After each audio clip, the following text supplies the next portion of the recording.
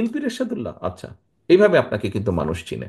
ও নাজিম, ও বিএনপির নাজিম, আচ্ছা, এইভাবে কিন্তু মানুষ আপনাকে চেনে। অর্থাৎ আপনি পরিচিত বিএনপির প্রতিনিধি হিসাবে।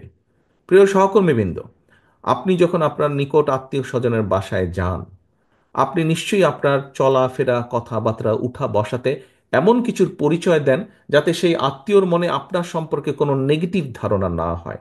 এটি নর্মালি আমরা করি, করি না? এটি নেগেটিভ ধারণা না হয়। সহকর্মীবৃন্দ, আপনি যখন এলাকায় পরিচিত বিএনপির প্রতিনিধি হিসাবে, কেন আপনি এমন কিছু করবেন?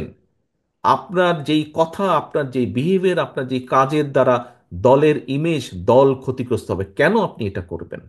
আপনার এলাকার মানুষ তো আপনারই স্বজন, আপনারই তো আপনজন। দুদিন পরে যখন ভোট হবে ইনশাল্লাহ, সেই ভোটের সময় তো আপনি ধানের শীষের পক্ষে ভোট করতে যাবেন। আপনি কোন মুখে তাদের কাছে ভোট চাইবেন? আজকে যদি এমন কোনো বিতর্কিত কথা বা বিতর্কিত কাজ আপনি করে থাকেন, তখন তো সে আপনাকে উল্টা ইনসাল্ট করবে, যে ওই দিন এই কাজ করেছিল না, কেন এখন আসছে ভোট চাইতে আমার কাছে? এই কথা আপনাকে শুনতে হবে। আমাদের পক্ষে সম্ভব না, আমরা বিশ্বাস করি না দামি নির্বাচনে, আমরা বিশ্বাস করি না নিশিরাতের নির্বাচনে, আমরা বিশ্বাস করি না ব্যালট চুরির নির্বাচনে। আমরা বিশ্বাস করি জনগণের কাতারে। একজন নোয়াখালীর একজন বোন বলেছেন কিভাবে এই দেশের আমাদের কিছু কিছু সহকর্মীর মনে 5 তারিখের পরে একটি অদ্ভুত নতুন একটি অনুভূতি এসছে। কি? মনে হচ্ছে যে আমরা বোধহয় সরকার গঠন করে ফেলেছি। প্রিয় সহকর্মী মিললে, আমরা সরকার গঠন করিনি। আমরা এখনো বিরোধী দলই আছে, বিরোধী দলেই আমরা অবস্থান করছি, বা আমরা অন্তত যাই হোক সরকারি দলে আমরা নেই, বা সরকারে আমরা নেই। আমাদের সেই সকল, যে সকল সহকর্মী এরকম ভুল উপলব্ধি করছেন, তাদের বিভিন্ন আচরণের জন্য বিভিন্নভাবে বিভিন্ন জায়গায় দল ক্ষতিগ্রস্ত হচ্ছে, দলের ইমেজ ক্ষতিগ্রস্ত হচ্ছে। প্রিয় সহকর্মীবৃন্দ, এর ভিতরে চট্টগ্রামেও কিছু কিছু ঘটনা ঘটেছে। আমি কঠোরভাবে আপনাদেরকে আজকে আপনাদের নেতা হিসেবে নির্দেশনা দিতে চাই, আপনাদের সহকর্মী হিসেবে আপনাদের কাছে বিনীত অনুরোধ করে বলতে চাই। দেখুন, আপনারা এখানে প্রত্যেকটি উপস্থিত 859 জন, প্রত্যেকটি মানুষ, আপনারা এক একজন বিএনপির প্রতিনিধি। আপনারা এক একজন কিন্তু বিএনপির প্রতিনিধি। আপনার এলাকায়, আপনার যেখানে আপনি থাকেন, যেই যতটুকু জায়গা নিয়ে আপনার পরিচিতি, আপনাকে প্রত্যেকটা মানুষ আপনাকে চেনে বিএনপির একজন কর্মী বা বিএনপির একজন নেতা হিসেবে।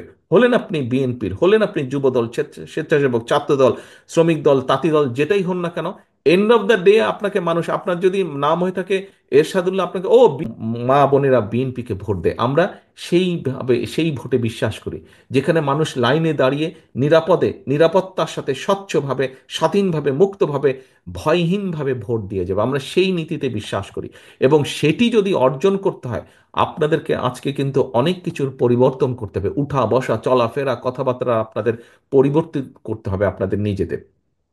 বারে বারে আমি বলছি, জনগণকে সাথে রাখুন, জনগণের সঙ্গে রাখুন।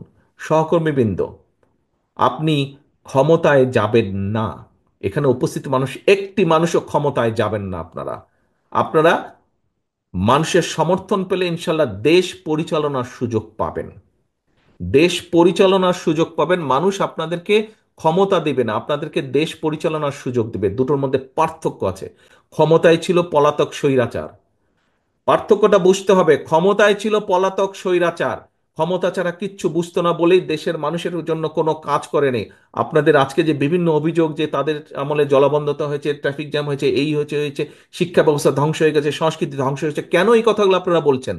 এই জন্য আপনারা এই কথাগুলো বলছেন যে ওরা ক্ষমতায় ছিল, ওরা জনসমর্থনে দেশ পরিচালনার সুযোগ পায়নি, ক্ষমতা দখল করে ক্ষমতায় ছিল।